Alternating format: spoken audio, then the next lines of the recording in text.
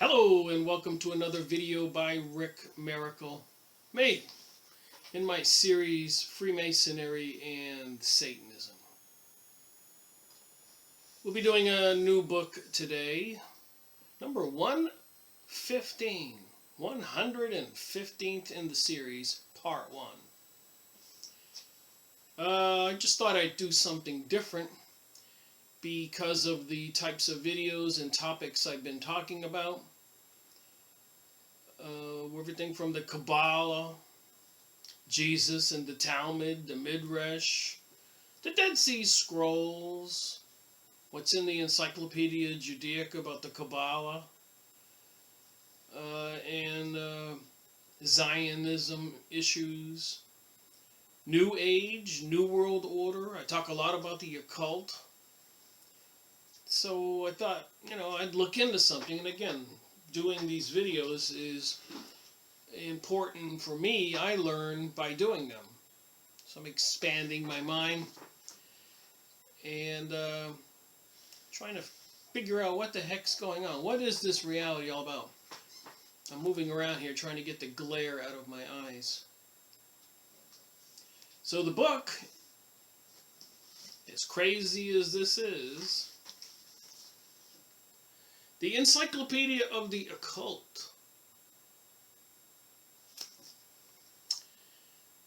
The occult sciences, occult personalities, psychic science, magic, spiritism, and mysticism. What do we want to know about this stuff? For most people, probably nothing. But what if it's the foundation of the malevolent evil forces behind the scenes? For example, 911 was on a very conspicuous date, 911. And today is 3/11/2017, and there have been predictions about some event today, in particular in the Washington State area off the North Pacific coast. You can look that up on your computer, on the internet, YouTube, or alternate websites. So there have been some of these clues, I guess you could say, in TV programs and other things that people have caught on to, and they're sharing what they think will happen. And I know people look what's behind me, so I'll make a brief little disclosure what's behind me. Obviously, this is a map of North Carolina, where I live, in the mountains over here in the green. This is a painting, or I should say drawing on canvas I picked up in Cozumel. Some guy was making these with colored markers right in front of you while you stood there. He would draw the fish and the stuff on the border there and color it all in. It was amazing what they do for the tourist. And of course, a big fish here. And my little surfer guy here. I used to live in Cocoa Beach and surf and sail and windsurf and have a lot of fun. And then there's a mask I picked up on the Mayans in Cozumel. And this here I got in Costa Rica. People trying to sell you stuff on the street. Pretty weird. Look at that. A bird? But you turn it over, it's a rhinoceros. And if you turn it over again, it's another animal. So no matter which way you turn it, you get different animal. Turn it this way, it's another type of bird. Or another animal. Turn it over, another animal.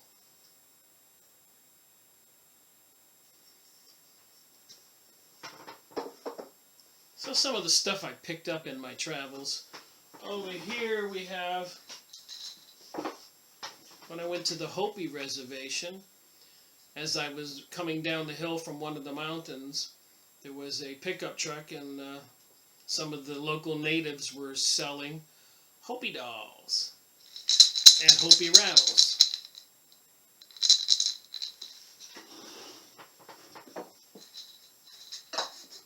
And when I went out west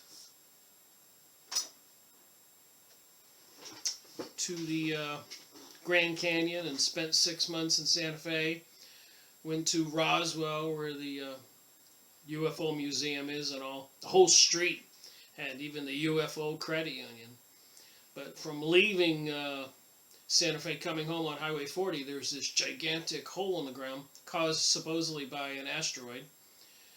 And then further on is the Petrified Forest. So one of the novelty stores, highways on the way, I picked up some petrified rock, petrified tree.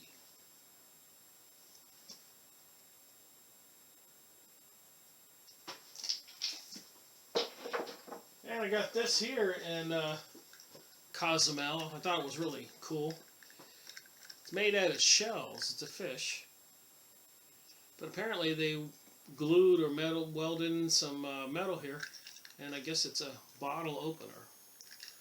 Although I wouldn't want to use it for that. Probably break it. And just other things here. Different stone collections I have from different places I've been around the country. I got one of my dowsing wands here for finding water. And you can ask it questions. I like to entertain people at a party. And as long as they don't ask serious questions like, is my mother going to die or is my husband cheating on me?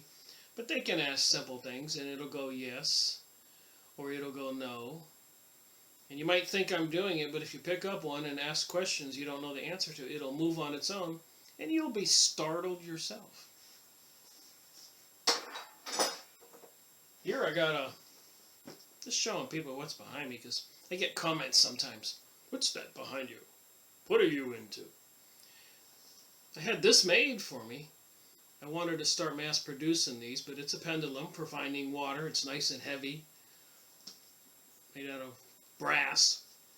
And if you're looking for certain things, you can open it up. Everything happens by sympathy, resonance. So if I put some gold in there, put this back down, and I know where I'm in an area where there's gold of that particular type, and if I ask the pendulum to point to the nearest gold within 200 feet, is there any, in the largest piece above ground, if there is any, and you can buy books on this, I've got books on this, of how psychics or diviners will do this, and it'll point to the gold, and I've shown pictures in previous videos. It's fascinating, and no, I haven't found any gold, so obviously I'm not very good at divining. But I understand that it's one of those skills that you can practice at and practice at and practice at, and one day something happens to your brain and your pineal gland or something, and you connect to the higher source and you're able to do that. Some people, like native Indians and other tribes with shamans, some people have a normal propensity to be able to use tools like that. So anyways, just talking about some crazy stuff behind me, because we're going to be talking about some crazy stuff in the Encyclopedia of the Occult. And the topic for today that I decided to look into is the topic of magic. I highlighted some. I pre-read everything when I do this. So the topic of magic starts right here where my finger is. But I didn't highlight anything here, but I started over here, you can see. So why don't I start reading and add my commentary and see what it has to do with everything else I've been talking about. Okay, I just skipped over some basic stuff like magic, short for magic art, from Greek magirine, the science and religion of the priest of Zoroaster, and accordingly to Sheikh or Greek Magnus, great, thus signifying the great science. So there was a bunch of stuff there that didn't excite me about people in the past who were involved in magic. For example, it's shown here that M.G.W. Stowe, in his, it's a book here, The Native Races of South Africa make references to this strange form of sacrifice. So that what they would do is for some reason, to pay penance or sacrifice something or to get healing for the people, I don't know how they did it, but maybe they had a little knife and they would cut off one of their fingers at the joint, so their finger would be one knuckle less. And some of the people of the tribe, you looked at their hand, they'd be missing this one down to one knuckle, this one down to one, the pinky down to two. It depends on how many sacrifices they wanted to make, but they would cut off one of their portions of their finger, because your finger's got 1, 2, 3 joints. So you could cut off one for a sacrifice, or another one for a sacrifice, or all the way down to here for a sacrifice. Crazy? Yep. Just stuff I was reading about. So here's where I started highlighting, and I'll just start reading. And see if you find it as interesting as I did, because I think this is going to be connecting the dots on a couple future videos, and going back to some of the videos I already made, part 1, when I start doing part 2, and we talk about ritual murder and all kinds of other things, sacrifices and the Kabbalah. What's going on in the world? That's what I'm seeking. Well, that was weird. I did not touch my camera, and it zoomed up on me. You don't suppose the magical forces object to me doing this? I didn't touch anything. That's never happened before. That it just zoomed up. When frequent deaths resulted from disease, the Canadian Indians were wont to sacrifice the joints of their little fingers so as, they explained, to cut off the deaths. Among the Indian Medigus Tulunga Pariahs, the evil eye is averted. The evil eye. So, would that be the eye on the dollar bill? Above the pyramid? Just wondering. They use that eye a lot, even on federal buildings. So the evil eye is averted by sacrificers who dip their hands in the blood of goats or sheep and impress them on either side of a house door. This custom is not unknown even to the Brahmas. Impressions of hands are also occasionally seen on the walls of Indian Mohammedan mosque. That would be the Islamic Arabs. As among the Northwest Canadian tribes, the hand ceremony is most frequently practiced in India, when epidemics make a heavy toll of lives. In Australia, where during initiation ceremonies, the young men have teeth knocked out and bodies scarred, and women of some tribes mutilate the little fingers of their daughters with purpose to influence their future careers. Apparently, the finger chopping customs of Paleolithic times had a magical significance. I suppose so they thought.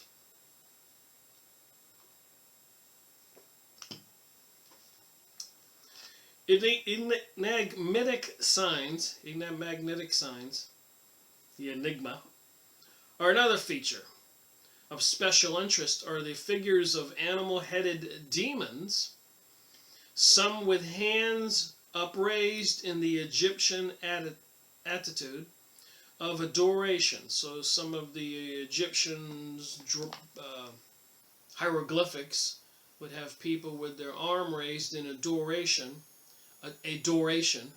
them. of animal-headed demons.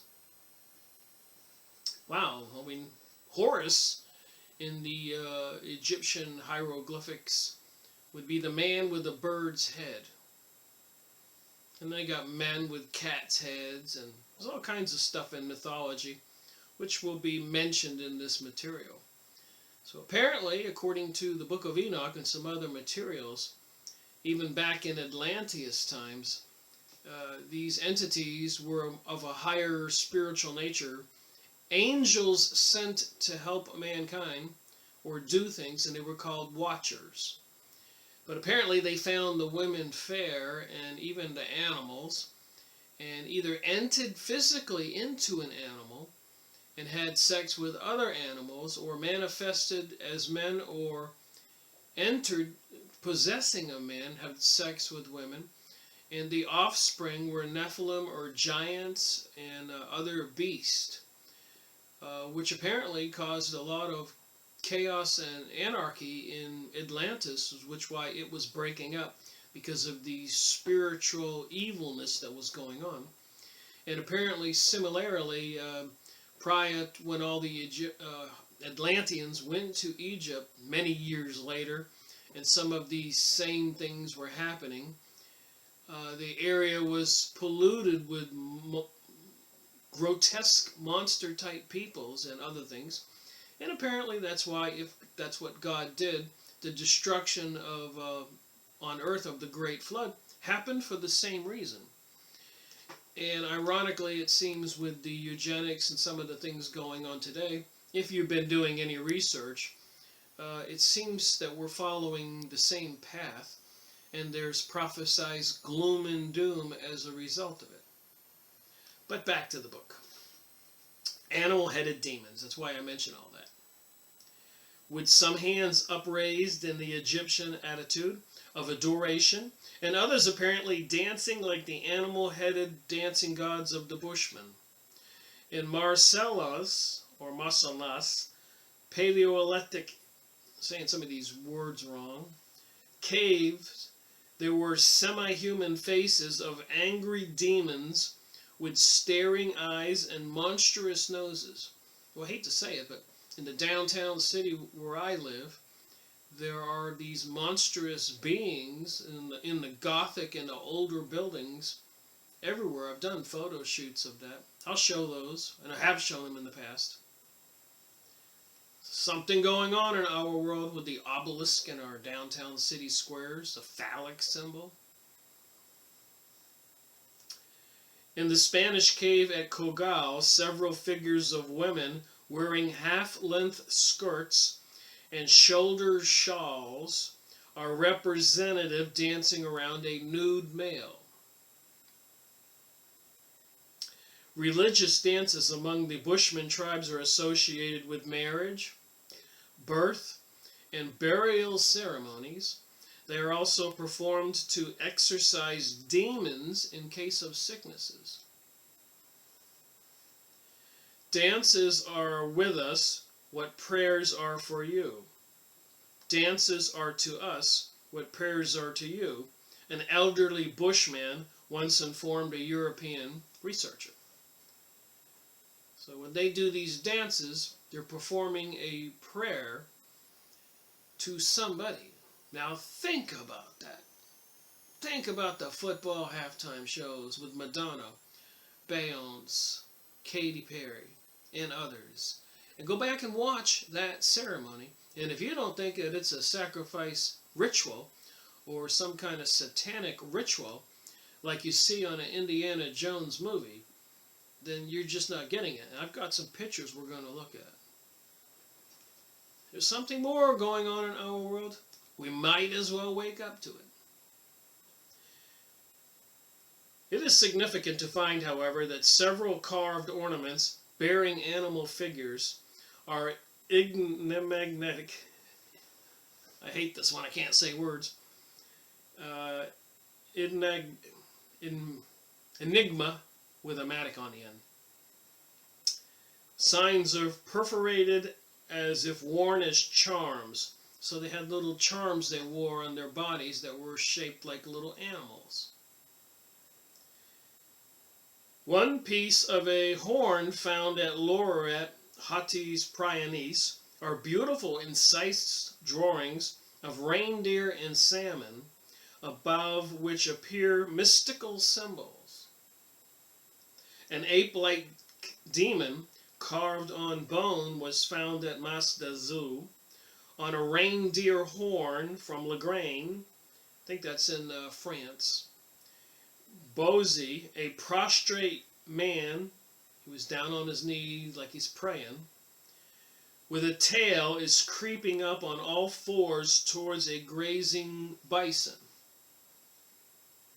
That hunters carved on the handles of weapons, the implements, or scratched on cave walls the image of the animals they desired to capture, sometimes with the secured cooperation of demons, and sometimes with the aid of magical spells. So even the hunters back then, apparently, with these symbols, these little charms, could secure the corporation of demons. What are demons?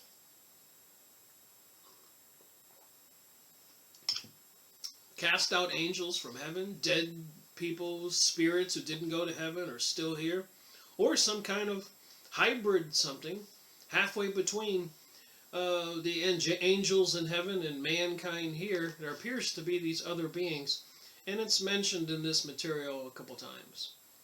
So don't be fooled by this alien UFO issue. And I've been listening to some more videos, lecturers and speakers and talk shows, and I'm convinced that some of these people talking about UFOs and aliens are trying to convince us, and I think they're wrong, that there are some advanced planets out there in the galaxy or outside the galaxy with these alien beings who have come here before and are coming again. A big threat.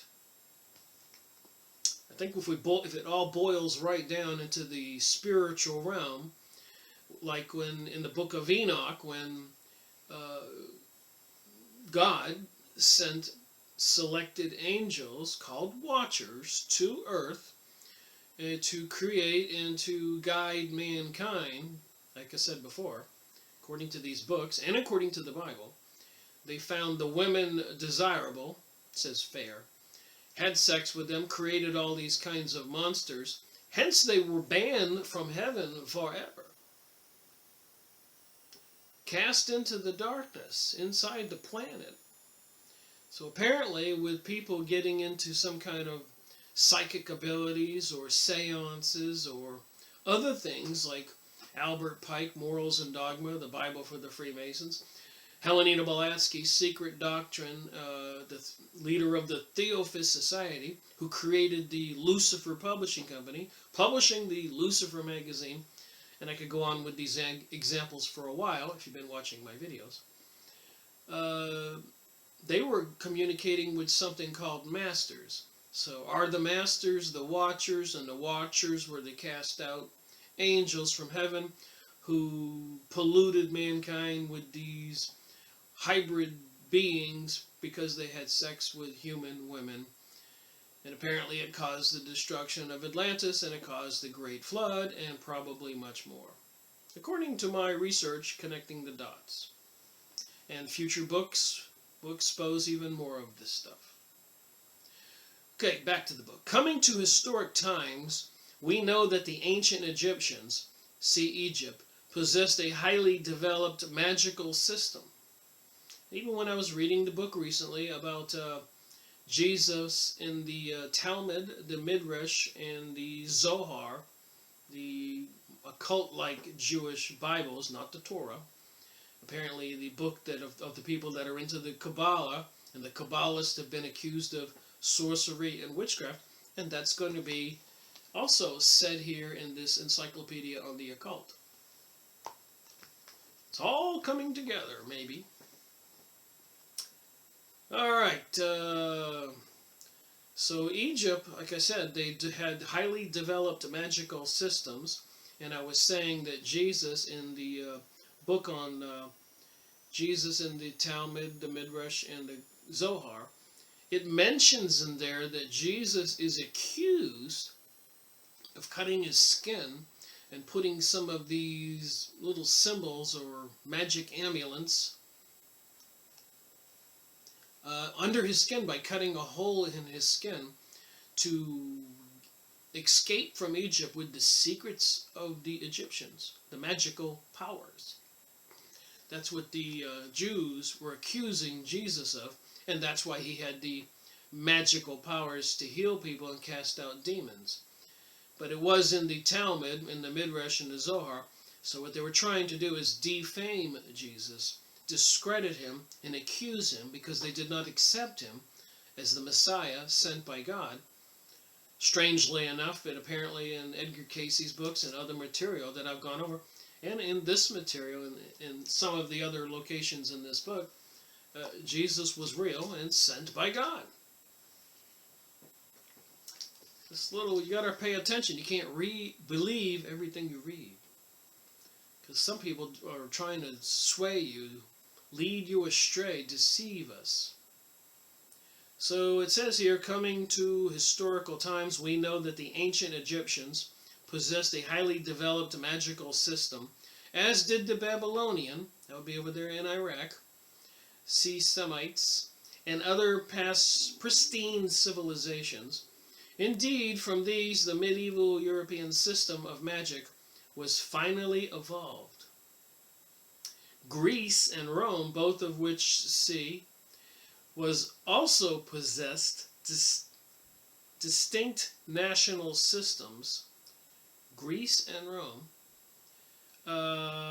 which in some measure were branches of their religions, and thus, like the Egyptian and Babylonian, were preserved in the priesthoods. So the priesthoods, and I'm going to agree with this, even in the Catholic Church, I grew up Catholic, wouldn't you like to go down there underneath the Vatican into the vaults and see what they've hoarded, what they've collected over 1,000 years? Even when they went to South America and made a beeline to Mexico City, to the shaman's hut, confiscated everything, killed the shaman, stole all the gold, and proceeded to start killing the natives. So they, I think the Christian people don't know what's going on in the hierarchy or the higher levels of the church. We Christian citizens, as well as other citizens of other religions, just want to be good people. But it seems there are some people that know more and want more and are using and abusing the rest of us. Horribly bad. Look what's going on since 9/11 in the Middle East. Cities are bombed everywhere, villages, sewer plants, water plants.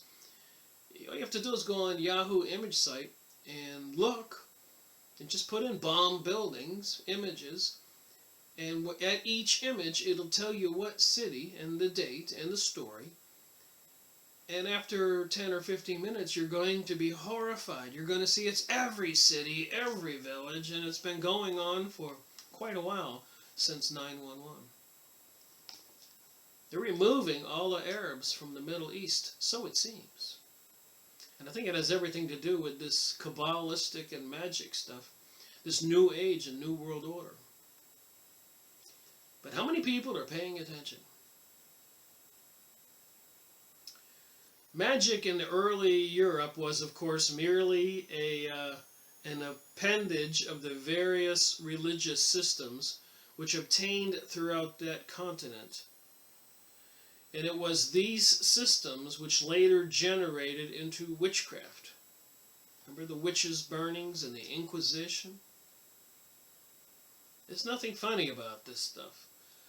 A lot of insanity on planet Earth, if it is a planet, and maybe it's just a big plane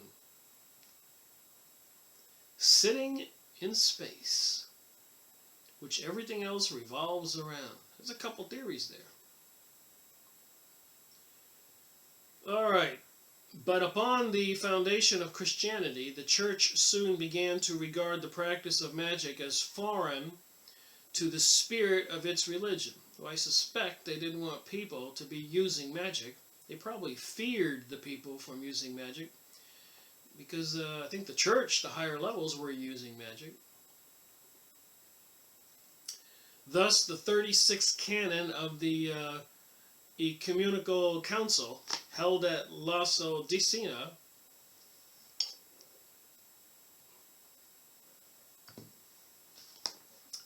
in 364 AD, forbids clerks and priests to become magicians, enchanters, mathematicians, and astrologers.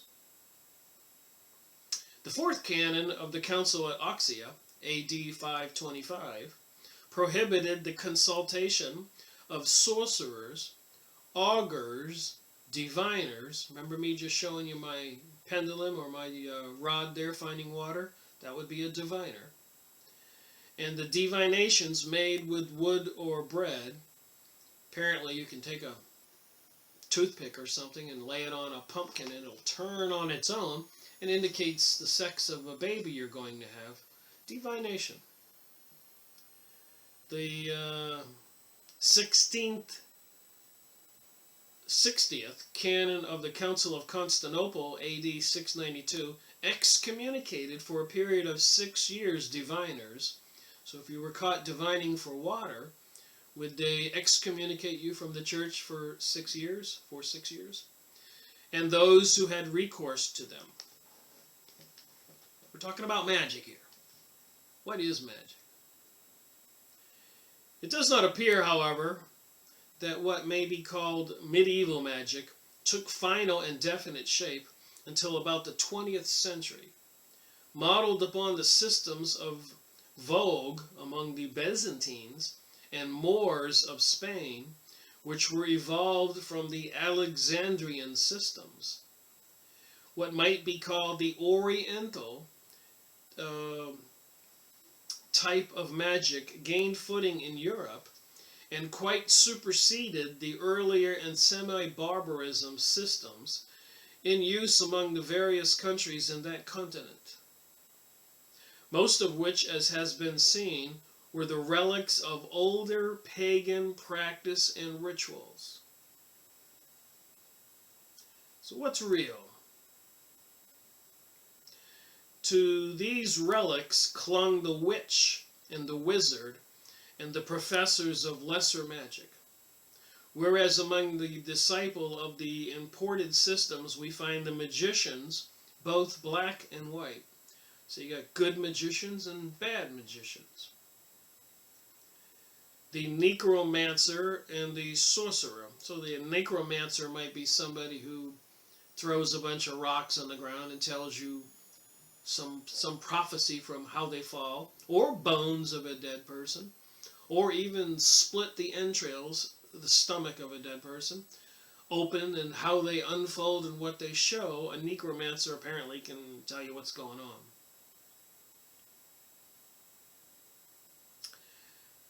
Alright, let's move on here if I can find my spot. Necromancer and the sorcerer. The manner in which the Theosophy, remember Helena Blavatsky forming the Theosophist Society and created the publisher Lucifer Publishing Company, publishing the Lucifer magazine, the Secret Doctrine book, and so much more, mentioning Isis, Osiris, and Horus, and so much more. I'm learning as I go here, as they say. And I guess if you watch my videos and other videos, you'll do like I do. You'll pick up a little bit here and a little bit there. So the manner in which Theosophy and the magic of the East was imported was probably twofold. First, there was good evidence that it was imported into Europe by persons returning from the Crusades. The Knights Templars. And secondly, we know that in matters of wisdom, Byzantine fell heir to Alexandria, and that from Constantinople magic was disseminated throughout Europe, along with other sciences. It is not necessarily to deal in the course of this article with the history of witchcraft and in lesser sorcery, as that has already been done in the article on witchcraft. So I haven't looked up witchcraft in this book and read it yet, but that's what it says here.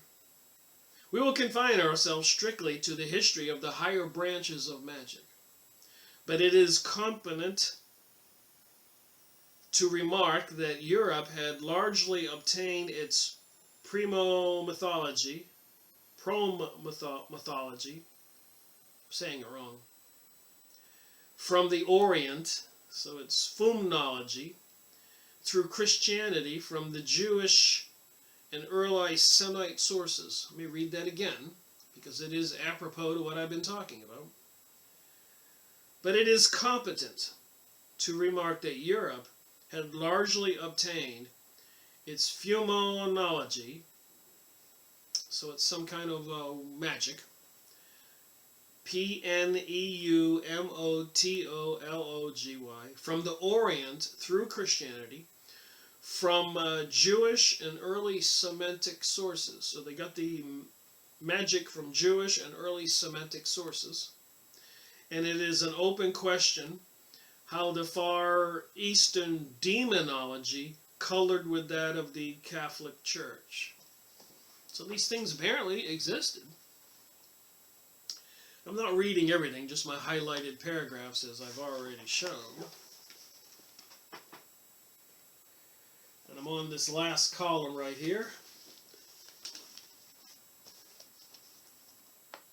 From the 8th to the 13th century, there does not appear to have been much persecution of the professors of magic, but after that period, the opinions of the church underwent a radical change, and the life of the Magus, the magician, was fraught with considerable danger.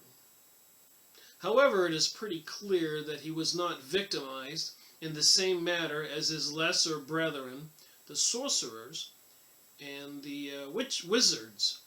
Remember when I was going over the Encyclopedia Judaica on the topic of the Kabbalah, which I still have to finish that material in the Encyclopedia Judaica on the Kabbalah. I need to make another video or two to get to the end of that topic in those books. But apparently they were, in other books I read, the Jewish people who practiced the Kabbalah were accused of sorcery. FYI. Reading all these different books, you pick up a little here and a little there. Which, of course, would happen. Even mystics like Boehme, B-O-E-H-M-E, I think I have a couple of his books. I've got so many books, 500, and so far I've only probably read a couple hundred. So I got a ways to go, if I live long enough. Imprisoned and ill-used, so even mystics like Boehme, imprisoned and ill-used, it is difficult at this distance to estimate the enormous vogue that magic experienced, whether for good or evil, during the Middle Ages. And this is where I have my little problem. They don't want us to know about this stuff. But if you go watch these Emmy shows, the Grammys, and some of these shows, and you see these famous people doing these performances, and you realize, like with Katy Perry, you're watching a satanic ritual. You're watching something that is not normal.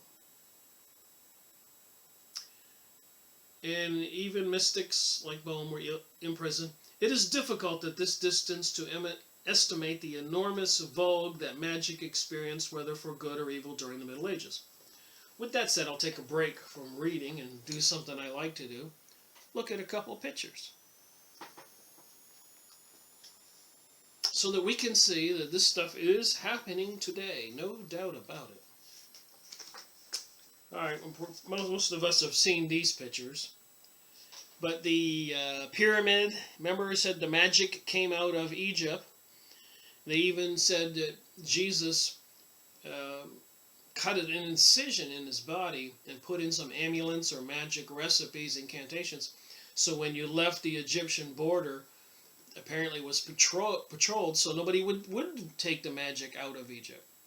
And remember, Moses, with the plagues and all the things that happened when he helped the Hebrews to escape slavery from the Pharaoh in Egypt, there was a lot of apparently magical incidents. One was when Moses threw down his cane and it turned into a snake, And the Pharaoh told his 2 wizards to throw down 2 canes. Moses' snake ate the Pharaoh's 2 snakes. So they turned their canes, staffs, into snakes. Parted their Red Sea and all this stuff. Plagues. And so if you look at this side, you're going to notice there's 13, 13, 13, 13, 13 arrows, 13 leaves, 13 berries, 13 colonies, 13 stars, 13 enlightened, I can't even read this word, colonnades, 13 letters in Meti, e plurus unum. So if you know anything about 13, witches, covens always has 13 witches. 13, if they have 13 symbols for the astrology, the 13th one, which they've taken out, is orifice, which is symbolized by a snake. And Friday the 13th, and so much more with 13. Which, by the way, today is 3/11, so that backwards, that would be 113, so 113. And if you go look it up on the computer, something bad is supposed to happen over there in Washington State. According to some people who are paying attention to symbolism and all that. What else have I got here? This I found on a post office building. And you can see that it is a pyramid with the all-seeing eye and the rays. And the top interpretation means the plan is complete. And the bottom symbol there, Novus Order Secura, means the New World Order. And I think the symbolism there on the bottom has a date. I think it's 1776 or something. And there are 13 layers to the pyramid. Here we go with 13. And on the front of the dollar bill, I've just showed you the back. So if you go find a dollar bill and look on the front, right on the 1 is perched an owl.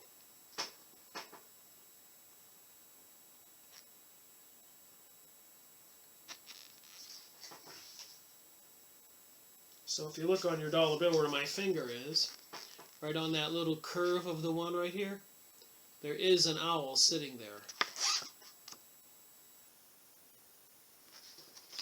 And if we know about the owl, we know that in California, the Bohemian Grove, they have a giant owl. They throw a baby in the fire called the cremation affair, and many of our political leaders, presidents, CEOs, have been there. They call it the cremation of care, as they said. And the men dress up in long robes and ship in gay men, according to what I've seen on the videos and other research. And they have some kind of satanic sexual ritual.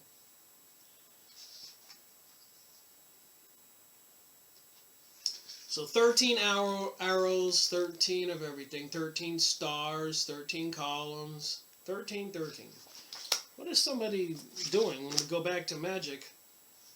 What are we talking about? I thought this was interesting at a restaurant I went to. You can see it different ways, but then you see the 6-pointed star on the head and the Knights of Malta symbol on the crown, and then you see the lion. That all means something. Lion of Judah, the Israel tribe. Here we got one, the Arian of Horus, the occult history of NASA. And apparently this guy pretending to be Superman has the witch's symbol on his chest. Go watch this video. When I watched it, I thought that was kind of fascinating, so I took a picture. The occult history. So you got 1, 2, 3, 4, 5, 6, 7, 8, 9, 10, 11, 12, 13. So you got 13 stars on the NASA symbol. Interesting about crop circles. Apparently they go back hundreds of years, Here is an old crop circle you can see, and it says the mowing devil. They didn't know who made the crop circles, but they call it the mowing devil way back then.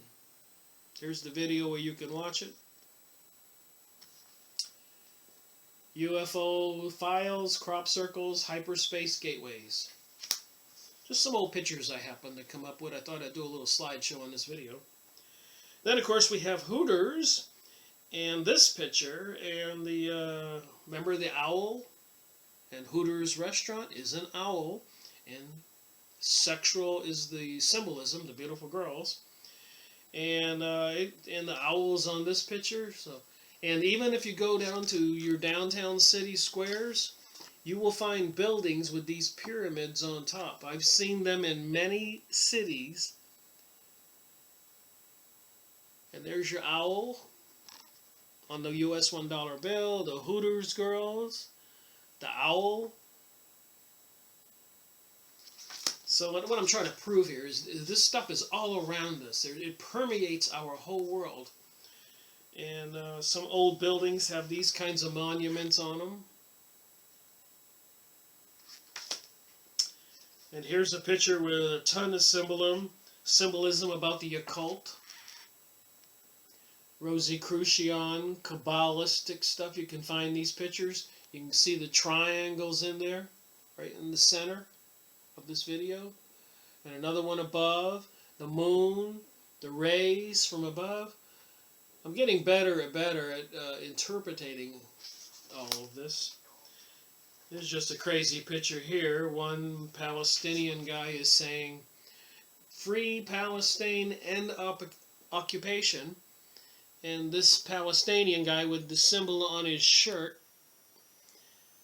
calls that guy an anti-Semite because this guy wants his country back.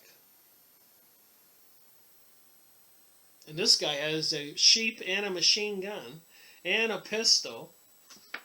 Oh my. The abortion clinics have the man and the woman and the baby. And if you look at old symbols, apparently, they sacrificed children. From Child Sacrifice Cemetery, Topet, Carthage, circa 300 BC. So they were sacrificing children throughout history. We've gone over some of that. These six-pointed symbol on ambulances with the serpent around the staff on ambulances, you see that everywhere. What does that mean? Even magic lamps have inscriptions on them, or we're going to go back and read about magic. That means something. When they have those symbols, look at that being there on that lamp, like a winged creature. And here we have the Pope in this bird fish head thing, and all kinds of symbols.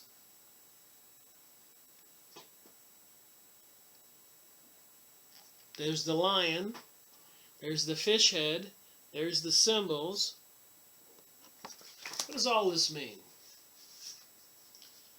Here's a Knights Templar with the cross and the crown, symbol for the Rosicrucians. Remember the crown we saw before? And the rays on the light on the US dollar bill. Here's another picture, interestingly enough, about the Pleiades, the Arcturus, the Regulus, different star systems in space, and they have it laid out like a six-pointed star. So what is it with all this stuff? What is it with the phallic symbol in Washington, D.C., the obelisk? That's part of the pagan religion. What is it, why on our downtown buildings do we have these creatures, the green man or whatever, and these symbols that you've seen even there on the Hooters restaurant girl? See that symbol in the middle, that flower?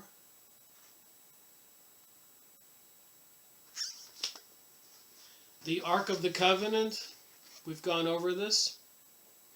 And next to it is the 7 candlestick thing for Hanukkah that I saw on the major chain electronics store at Christmas time when I was buying gifts. And then, of course, we've talked in the past, and I have videos published about remote viewing. There's Harold Putoff on remote viewing. I'm just suggesting you go look up remote viewing. And then, of course, apparently there's a lot of stuff that I've looked into. Mysterious fake cell phone towers found across America. Go watch this video. Why are they putting up fake cell phone towers? Remember, they're planning for this new age and new world order. And this year when I was in Maine, I've shown this in previous videos. Like I said, I just grabbed a fistful of my photos and from my 4 boxes of them. But this one, I was sitting at a bar in Camden, Maine. And one of the girls there, I knew, the bartender, she said, "Rick, you want to see something?" She goes, "I was at a party last night in the woods, and we threw a Bible into the fire. Tell me if you can see it."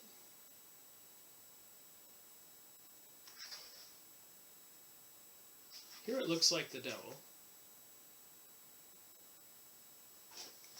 Here's his chin, the horns. But if you do it this way, it looks like the devil. The chin, the horns. So whether you do it this way, isn't that weird? It's kind of spooky to me.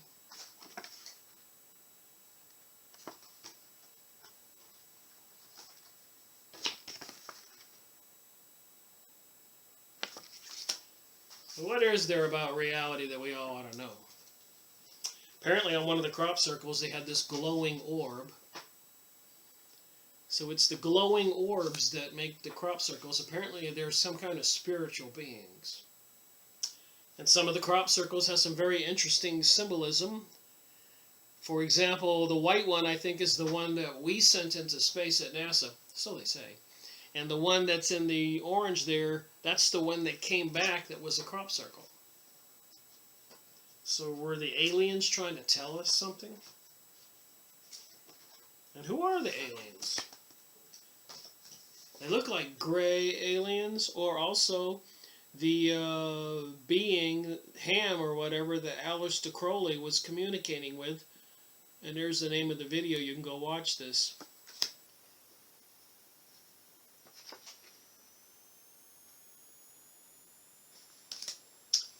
And we have, this is part of it.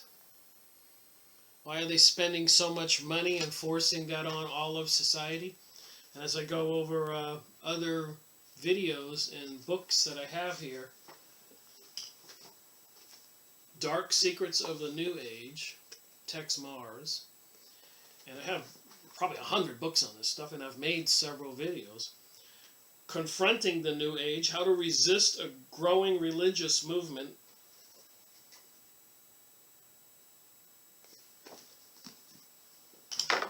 Just saying. So people are being sucked right into it. Spend time with family, be treated equally, and buy milk. You gotta say, they're good at marketing.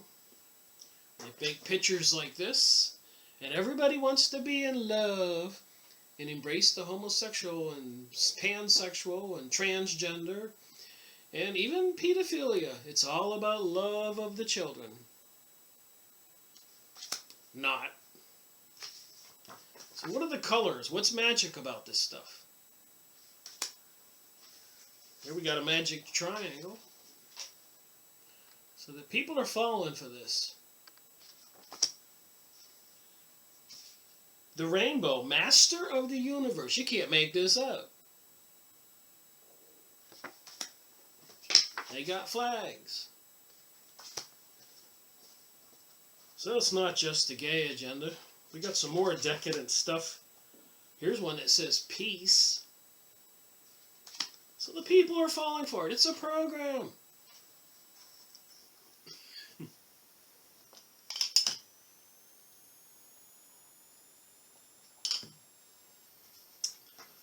things that she's been doing on TV, even the thing with Wrecking Ball and all that, they're pulling all the young people into this.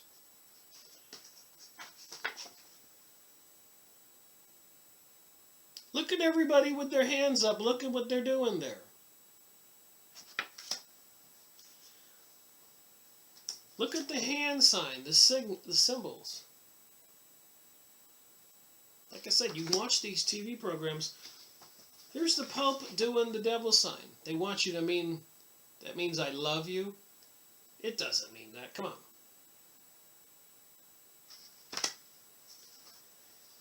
Back at the Hoodoo Girls in this picture. A little star there on the bottom. With the devil in it. Somebody's artwork. So it's not just me that sees this. I'm not so sure whose show this was, but I've been talking about Emmys and Grammys and all that, Super Bowl halftime shows. Is there any doubt about it? It's an upside down star. That's a pentagram. That's the devil. This was a big show. Maybe if you remember which one it was, you can leave a comment.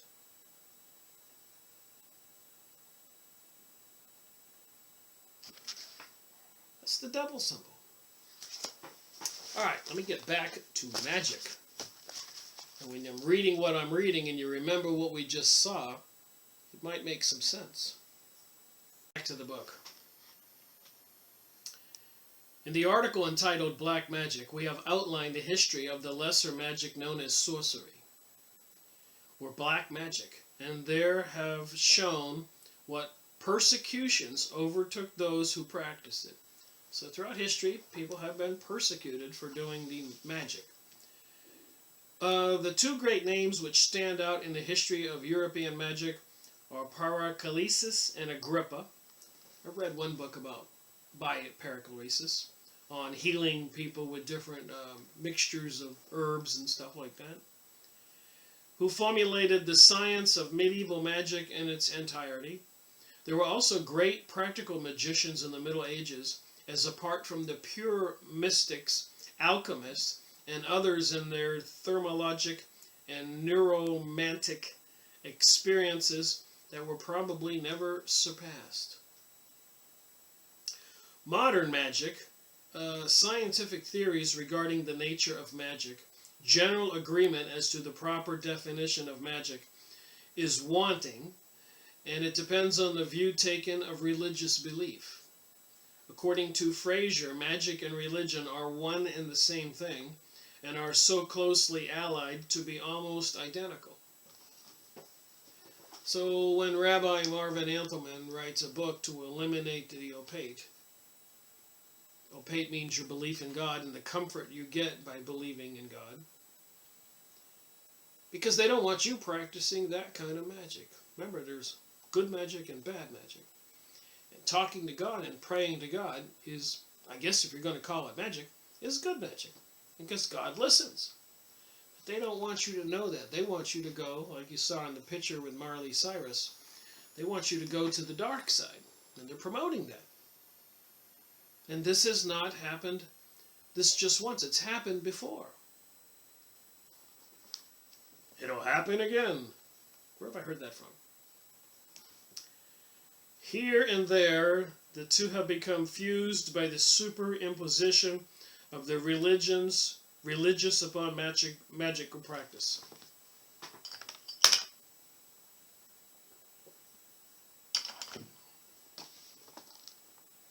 The objective idea of magic, in short, rests on the belief that it is based on magical laws which are supposed to operate with the regularity of those of natural science. And I believe if you understand magic, it is a science. I mean, you just have to understand you're communicating with other beings in other realms. And you can affect another person because of something called sympathy or resonance. So just like if they take some of my hair follicles or my comb, let's say I'm missing in the national forest, and take it to a psychic, when a piece of me is elsewhere, Just like if you have two tuning forks and you hit one, boing, at the same frequency, this one will go boing. So you hit this one, and you don't even have to hit this one, but all of a sudden it'll start vibrating. It's called resonance. Do it to two guitars. At all frequency bands, it exists. So even my hair has a frequency. I have a frequency. So if you take some of my hair and you take it at a distance and you wish evil thoughts on it, using some kind of super formulas and other things, that thought form comes back to the person. I've shown the books. I'm going over this stuff, thought forms.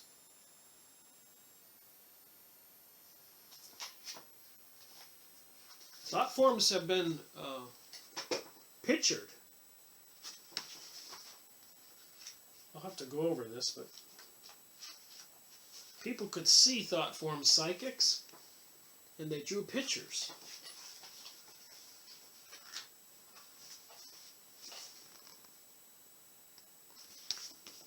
Thought forms. So it's like just putting us like our radio station, FM 98, and then it puts a analog signal on it, music. Alright, sorry about the phone call. Back to the book. So the subjective view, on the other hand, is that many practices seemingly magical are in reality religious. So that no rite can be called magical which is so designated by its celebrant or agent. It has been said that religion consists of an appeal to the gods. When you're praying, God, not gods. Gods is pagan. The cast out demons and angels are many and probably represent themselves to be gods. Demons, other beings. Whereas magic is an attempt to force their compliance. So if you know how to use magic, you can force the compliance of these gods, these beings, these thought forms, these energies, these cast out angels, whatever they are. Watchers.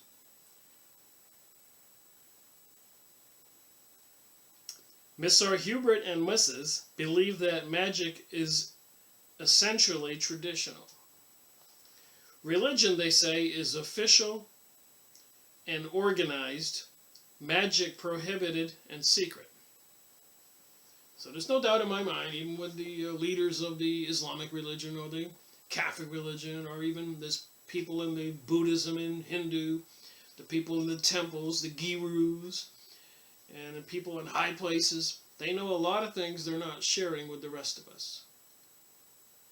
Magical power appears to them to be determined by the congruity, similarity, and contrast to the object of the art.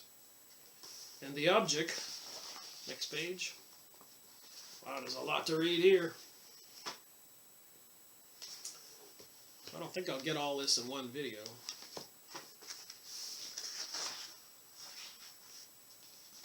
That's alright.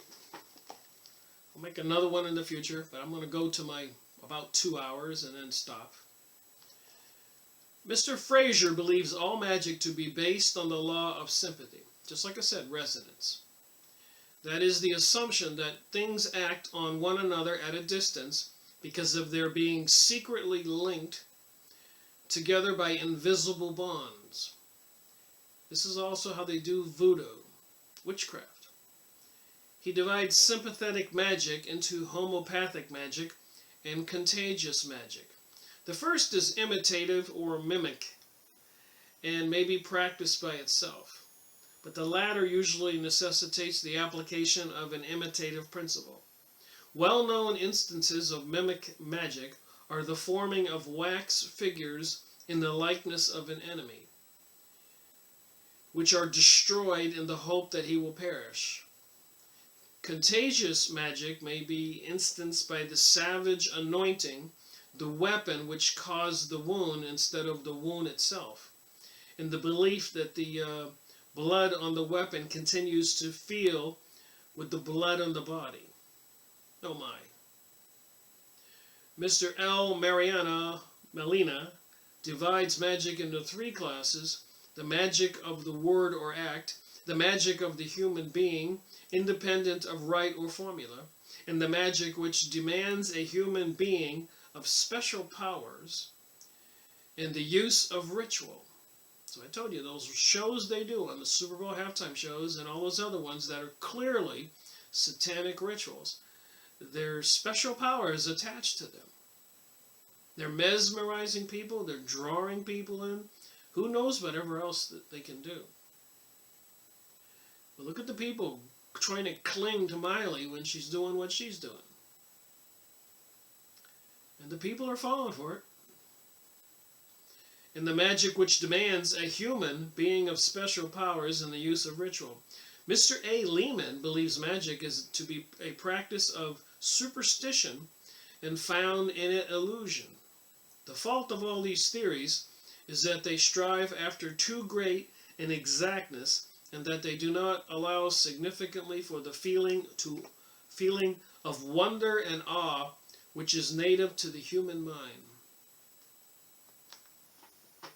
We may grant that the attention of savages and magical rites is strained, so strained it is in some cases that it terrifies them into insanity. So some people who are trying to practice magic can try to force their will very strongly, and they can drive themselves insane.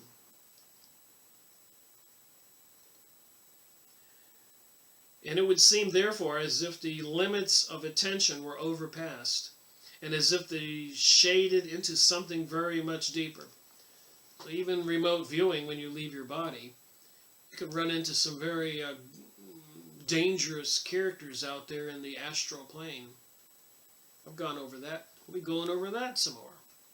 I'm bent on finding out what's going on with these New Agers and New World Order, and eventually plans to microchip everybody, and all the people who don't swear allegiance to Lucifer will be probably beheaded or killed or enslaved, imprisoned.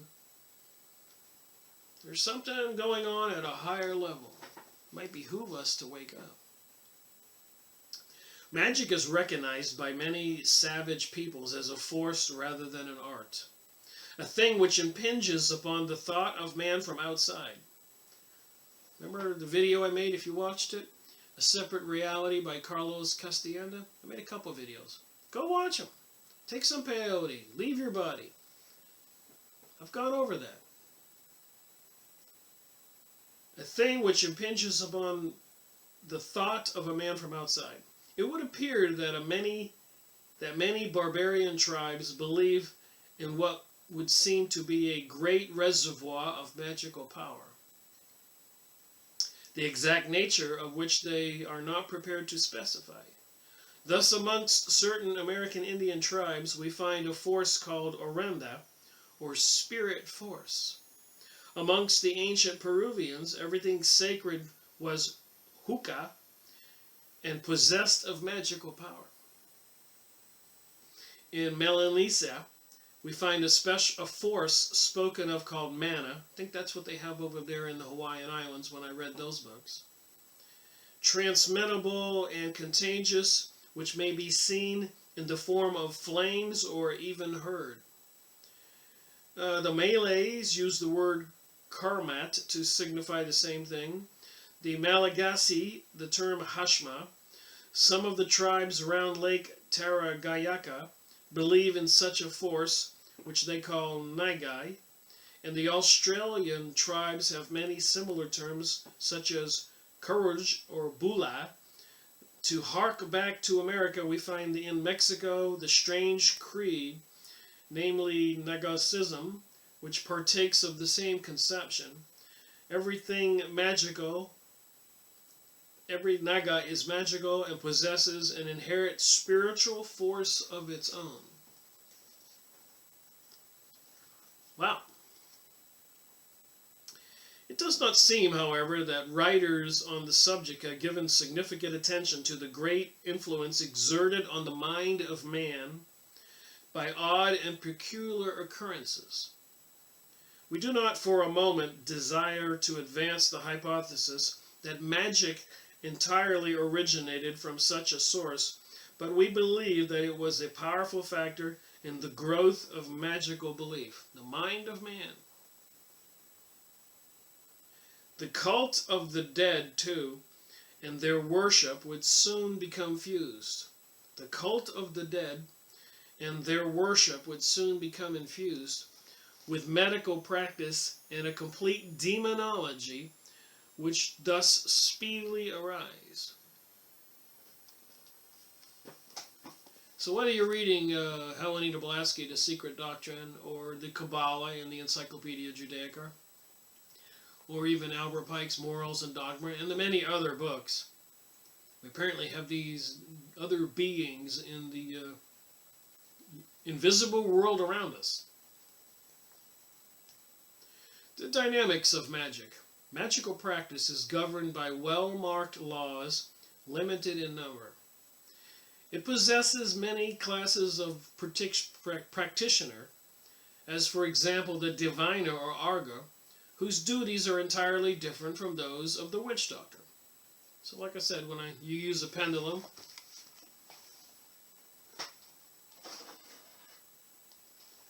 or a divining rod, so somebody trying to find water for a small town, a well, looking for a stream underground, that's not evil. Even people with the divining tools, as I've said in previous videos, have tracked people who killed or robbed other people when there were no signs and no trail. They just asked with their mind, which way did it go? And the wand would go. You could take your wand like this. Did they go in this way, this way, this way, this way? And wherever it happens to be, all of a sudden it'll start gyrating. It's a way to find water, too, or gold. And I've got pictures of this. I think I'll take a break from the book and show a couple other books. Books I have to read. Beware Familiar Spirits.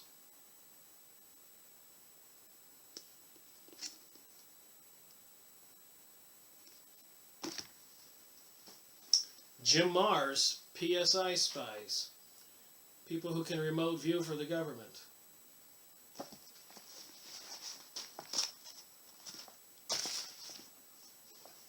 Ancient Mysteries and Cults. I've got hundreds of these. Reincarnation and Immortality. Astral Voyages, Leaving Your Body. Esoteric Hollywood. Look what they're into. They're into black magic. Look at this guy. Look at Madonna with the back of her jacket. They're into they even do it with the cartoons. And look there, the Simpsons magazine. 9. A lot of authors have already exposed this stuff. Hollywood Supernatural. Kenny Kingston, Psychic to the Stars.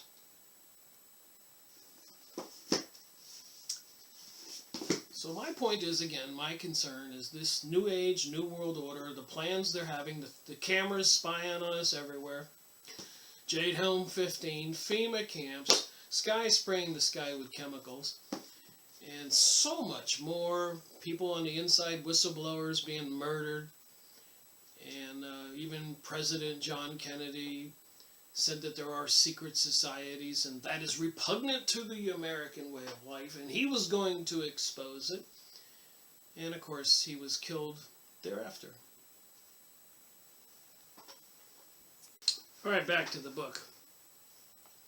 So I was reading about the dynamics of magic.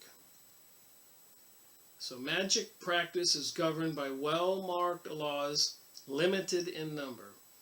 It possesses many classes of practitioner, as for example the diviner or arger, whose duties are entirely different from those of the witch doctor.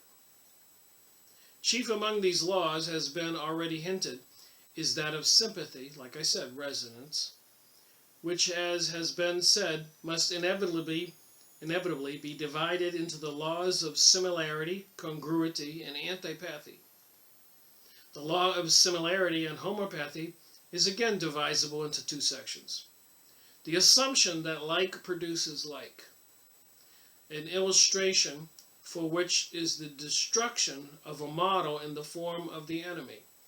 So if you make a model of somebody and you smash it with a hammer or a rock, apparently if the faith and the signal is strong enough, the other person will feel that pain and damage. The idea that cures like, for instance, that the stone called the bloodstone can staunch the flow of bleeding. The law dealing with antipathy rests on the assumption that the application of a certain object or drug expels its contrary. So you have to find something just opposite of what the affliction is, and apparently it works, like magic, to cure the person. There remains congruity, which is based on the concept that whatever has once formed part of an object continues to form part of it. Like I said, if you take some of my hair or clothing and you give it to a psychic, they will tell you where I am in the national forest. Then the forest rangers will send a helicopter to that spot, and there I will be. They got books on this. I've shown the books. Thus, if a magician can obtain a portion of a person's hair, there we go, and he can work woe upon him through the invisible bonds, you can also work pain or suffering on the person by getting some of their parts of their body, because there's a natural link between the two because they're at the same frequency, like two tuning forks. Through the invisible bonds which are supposed to extend between him and the hair in the sorcerer's possession. It is well known that if the animal familiar of a witch be wounded, that the wound will react in a sympathetic manner on the witch herself. Thus is called repercussion. So I guess if a witch has a dog and you hurt the dog, apparently you hurt the witch. Crazy? Another widespread belief is that if the magician procures the name of a person and that he can gain magical dominion over him. So what do we read about with Edgar Cayce? Getting the name and address of a person and giving the person who was controlling him the cures while he was in a trance.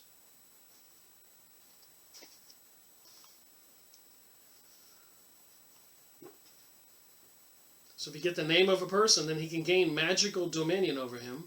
This, of course, arose from the idea that the name of the individual was identical with himself. Also, by the way, politicians and famous people, if you do any homework, change their names, like Aleister Crowley, so they equal 666 to, I guess, reinforce their connection to the dark side. And get these powers to wind up in high political positions or obtain a lot of money. Strange as it sounds, I've done some homework. I've shown that in previous videos. The doctrine of the incommunicable name. Here we go. The doctrine of the incommunicable name. Something you can't communicate to somebody else. The name of God. It's in the Freemason books and in the Kabbalah and even the 72 names of God, the Hebrew Jewish people's books. And they use this magic for power. The hidden name of God or magician is well instanced on many legends in Egyptian history. Here you go. The deity usually taking extraordinary care to keep his name secret. So I guess if you have the name of that deity, you have some kind of power to control that deity, in order that no one might gain power over him. The spell and incantation is connected with this concept. With these, in a lesser degree, may be associated magical gesture, which is usually introduced for the purpose of accentuating the spoken word. Gesture is often symbolic or sympathetic. It is sometimes the reversal of a religious rite, such as marching against the sun, which is known as walking Wildershines. The method of pronouncing rites, too, is of great importance. So when you do these incantations and rites like abracadabra, hocus pocus, you got to know how to do it correctly. Archaic or foreign expressions are usually found in spells ancient and modern, and the tone in which the incantation is spoken. Remember a lot of the rock and roll albums, people have detected words spoken backwards? So you don't think the people in charge of our planet, I've showed you the books about Hollywood and all the psychic and occult activities going on. Just imagine what they can do with the TV programming and the movie programming. And the cell phones and the towers and so much more. Are these forces really in place? Are the people that are running our world, see if I can get this out correctly, are they into this occult secret society stuff, and are they using those forces against us? I'm here to say I think they are. I don't think the sky spraying of chemicals is doing us any good. The HARP transmitters, HARP, and many other weapons. Biological stuff they can pour in the sky anytime. They already admit they want to depopulate the planet. Even the Pope and politicians are calling for a new world order, a one world government, a one world currency, a cashless society. If you even type something on your computer, they know it. You can just try it. Try shopping for a lawnmower or something and see how the advertising come back to you. Or on your cell phone, see the words that are prompted when you're texting somebody. They know what you're thinking, what your next word's going to be. And it's getting to be a perfected science for them. With the drugs they put in the food and water, we the citizens are victims if we don't wake up to this stuff. Archaic and foreign expressions are usually found in spells, ancient and modern, and the tone in which the incantation is spoken, no less than its exactness, is also important. To secure exactness, rhythm was often employed, which had the effect of aiding memory. I think a lot of the music, if you listen to the words of the music, even coming from Bieber or Miley or all these things, if you listen to the words and they're doing incantations, that can't be too good for us. Can it?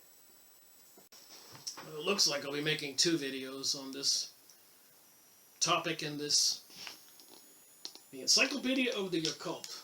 And I'm not trying to do a audiobook. I'm only reading my highlighted portions and a short couple pages of this book. So if you're really interested in this stuff, to what's going on, go buy the book. I don't recommend anybody out there try to get into witchcraft or sorcery. There are repercussions. Your soul is at stake.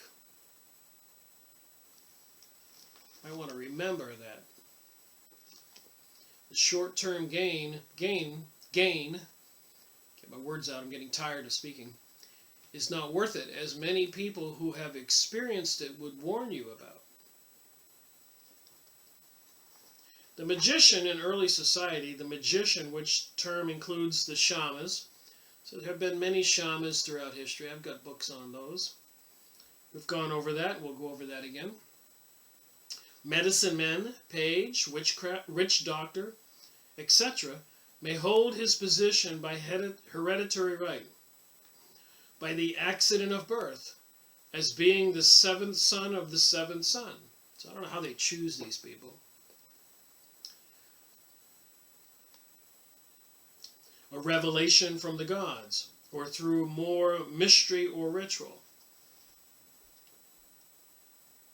In savage life, we find the shaman a good deal of a medium, for instead of summoning the powers of the air at his bidding, as did the magicians of medieval days, he seems to find it necessary to throw himself into a state of a trance and seek them in their own sphere. So with that said, I'll show this other picture one more time. So we'll just look at this book and end this video. But I like showing the pictures in this book. This is from Peru. And when you take some kind of bark drug called ayahuasca, you can have some visions of this other world.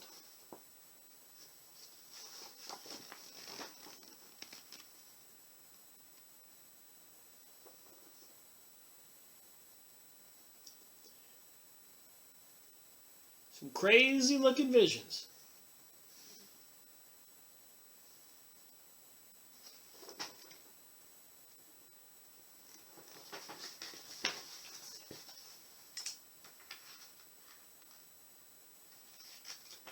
Trying to see which ones I didn't show before.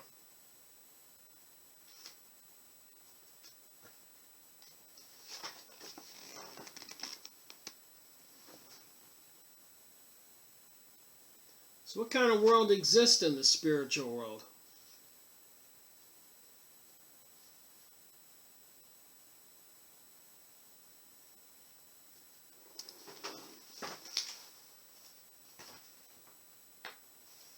Really? I'm not kidding. What kind of world exists in the spiritual world?